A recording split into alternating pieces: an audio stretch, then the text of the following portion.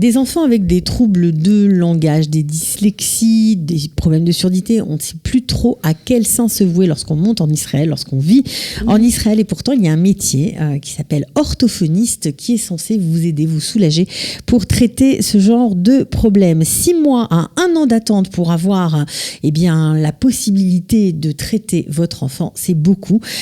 Serait-ce un métier d'avenir ? Apparemment, oui. On est parti grâce à notre invité du jour, orthophoniste depuis 25 ans. Restez avec nous. Un professionnel au lait vous parle de son métier. Philippe Mouchino, bonjour. Bonjour. Alors, orthophoniste depuis 25 ans, ça commence à faire. Ça, oui. Vous êtes depuis 16 ans en Israël. Vous avez, je crois, 2 cabinets. Un à Ashdod, un à Tel Aviv. Dizengoff Clinic, oui. Voilà, un cabinet privé. Mais vous avez longtemps dirigé à Beth Shemesh, en centre de développement de l'enfance. Voilà. De l'enfant, comme on veut. Et là-bas, forcément, vous avez exercé votre métier. Alors, en hébreu, ça s'appelle comment, orthophoniste ? Alors, en hébreu, on dit Klinait Tikshoret. On le dit généralement féminin, puisqu'il y a beaucoup plus de femmes que d'hommes. Ouais. Et donc, l'orthophoniste mâle, ça sera le Klinai Tikshoret. Ok, c'est un métier d'avenir ? C'est un métier d'avenir. C'est un métier très prenant, très intéressant. Il y a beaucoup de demandes, c'est ça Énormément de demandes. Un champ de travail qui s'élargit à chaque fois, d'année en année. Donc voilà. Alors, comment fait-on en Israël pour devenir orthophoniste, tout simplement ? C'est un diplôme universitaire. Ouais. Il faut faire donc un Toar Rishon, un Afra B'Tikshoret. Ok, ça s'appelle comme ça. Donc les troubles de la communication. Ouais. On peut faire un deuxième cycle, un master. Un master, un Toar Sheni, et on peut aller jusqu'au doctorat spécifique en orthophonie. Alors ça, c'est une particularité tout à fait israélienne. Particularité en Israël, et, effectivement, puisqu'en France, il n'y a pas de doctorat d'orthophonie. Les orthophonistes peuvent être docteurs, mais dans d'autres domaines. Voilà, et ok, donc là, on peut faire de la recherche, ça veut dire... De la vraie recherche pure, et c'est très intéressant, c'est magnifique. Donc contrairement à ce qu'on pense, c'est une profession tout à fait... c'est difficile, ce sont des études qui ne sont pas simples. Les études ne sont pas simples, il faut être... il faut d'abord avoir un niveau, généralement pour les Israéliens, un niveau de langage élevé. Soutenu, voilà. Oui, bien sûr. Et surtout être très curieux dans tous les domaines, oui. À la fois dans le médical, à la fois dans le psychologique, à la fois, etc. Pourquoi ? Parce que les champs de compétences sont très larges, donc on traite de la neurologie, la psychiatrie de l'enfant, etc. D'accord, bon, et puis il faut aussi 150 au psychométrique pour quand même être accepté. Il faut, oui. Donc on peut le faire à la fac, mais on peut le faire aussi dans des michlalotes. Il y a beaucoup de michlalotes qui s'ouvrent face à la demande. Donc pas mal. C'est pas mal. Bon, alors ça c'est fait. Une fois qu'on a on a suivi ces études, comment on peut travailler ? Dans quoi on peut travailler ? En privé, en public Alors l'orthophoniste travaille à la fois dans le ministère de l'Éducation nationale et à la fois dans le ministère de la Santé. D'accord. Donc, le ministère de la Santé, c'est dans les hôpitaux, au Coupotrolim. Ouais. On peut travailler en cabinet libéral ou cabinet avec un accord avec les Coupotrolim. Au niveau de l'éducation, au ministère de l'Éducation, il peut travailler dans les GAN. Voilà. C'est assez demandé. Alors, quand vous dites à l'hôpital, c'est pour travailler avec quel genre de population ? Souvent en gériatrie. Ouais. En gériatrie, pour la rééducation verbale ? Rééducation verbale, après Iroha-Mochi, après des accidents, soit accidents vasculaires, soit traumatisme crânien. Voilà, pour travailler le langage. Donc en fonction des âges qu'on préfère, on peut vraiment, c'est assez large comme champ de... C'est très très large et on peut choisir, il y a du travail vraiment dans tous les domaines. D'accord, ok, alors ça c'est important. Alors je sais qu'en France, les orthophonistes sont aussi... capables, en tout cas, d'analyser les problèmes de dyslexie, les problèmes, tout ce qui est lié à l'écrit. En Israël, c'est pas le cas. Et non, c'est pas le cas puisque les études sont totalement différentes en Israël et en France.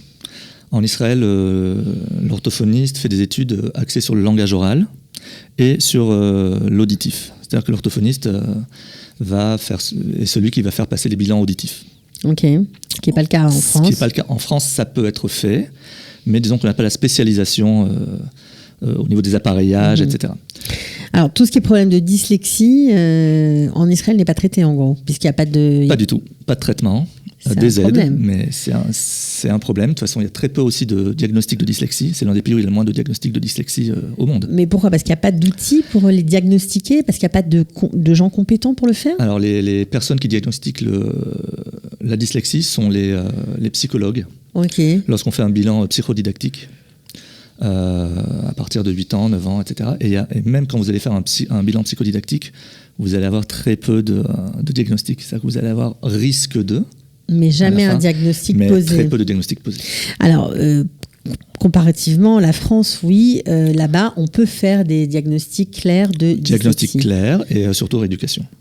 D'accord, donc ça veut dire que si on va avoir un orthophoniste diplômé de France, on peut, et qu'on suppose que notre enfant a un problème de dyslexie, on peut éventuellement entamer des soins ici, des traitements de la rééducation. Oui. Voilà. Seulement avec un orthophoniste... donc francophone. Ouais. Vous avez aussi anglophone. Les anglophones aussi sont capables de faire ça. Certains sont spécialisés là-dessus. Ouais. Mais pas les Israéliens. Pas les Israéliens. Donc beaucoup d'Israéliens viennent rechercher des orthophonistes justement francophones pour pouvoir rééduquer leurs enfants. Oui, c'est ça, parce que quand même, une fois qu'on a diagnostiqué la dyslexie, on peut s'en sortir. On peut s'en sortir, c'est un travail de longue haleine, mais on a vraiment les outils pour aider l'enfant.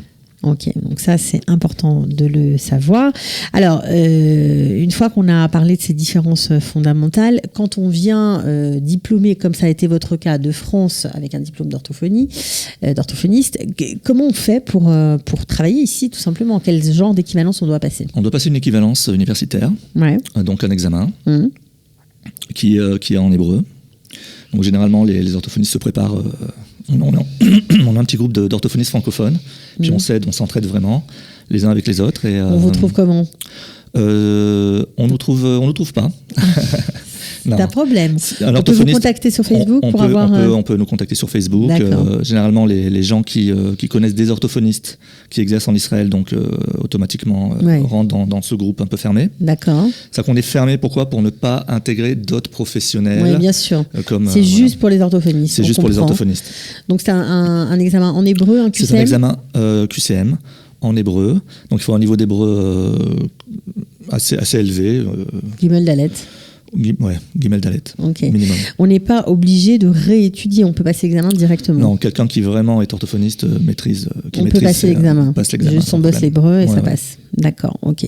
Bon, alors maintenant, pour les parents qui nous écoutent, quand faut-il aller consulter un orthophoniste et pourquoi? Alors, au moindre doute, je dirais. D'accord. Il vaut mieux faire un bilan et puis se rassurer. Souvent, le doute et parfois un mauvais comportement par rapport à un petit trouble du langage peut ancrer le trouble. C'est-à-dire que quand vous allez faire un bilan, vous allez recevoir des aides, des conseils. C'est pas simplement un bilan qui va vous dire votre enfant a un retard ou un gros retard ou est parfait. C'est-à-dire que vous ressortez vraiment d'un bilan avec pas mal d'outils communicatifs. Et c'est quelque chose d'extraordinaire. Un vrai bilan orthophonique, c'est vraiment un plus. Donc il faut consulter le plus tôt possible.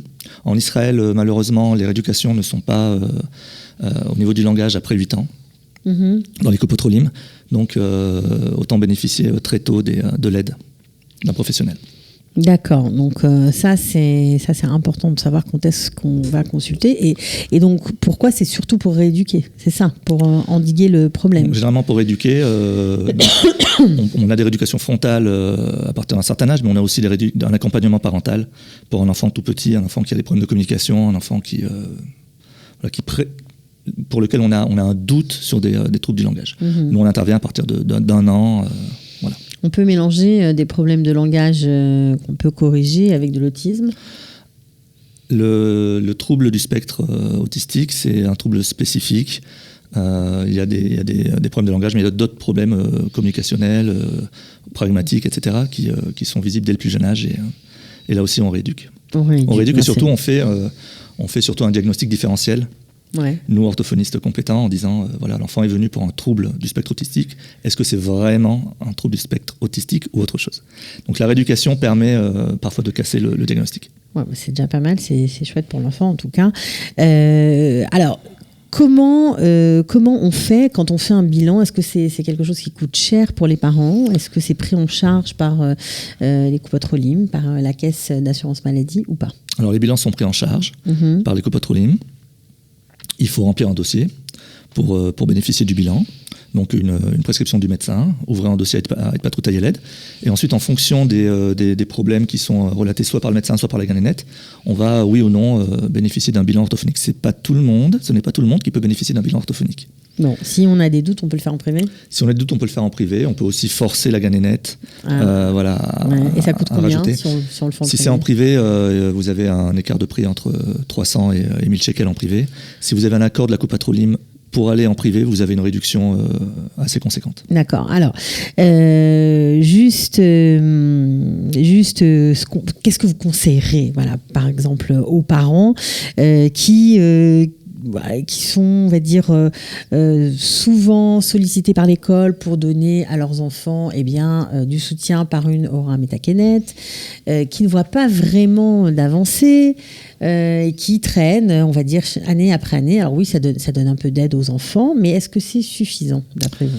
Alors, l'Hora Metakenet est la personne qui est chargée d'aider l'enfant. Je ne sais pas comment on peut traduire ça en français. Éducatrice spécialisée. Ah, ça se traduit par éducatrice spécialisée. En gros, c'est le travail de l'éducatrice spécialisée en France. Parce que c'est vrai que lorsqu'on parle dans les établissements scolaires, on a l'impression que c'est un peu le rôle d'une orthophoniste. Or, c'est pas du tout ça. C'est pas du tout ça. La formation n'est pas la même. Elle est beaucoup plus courte.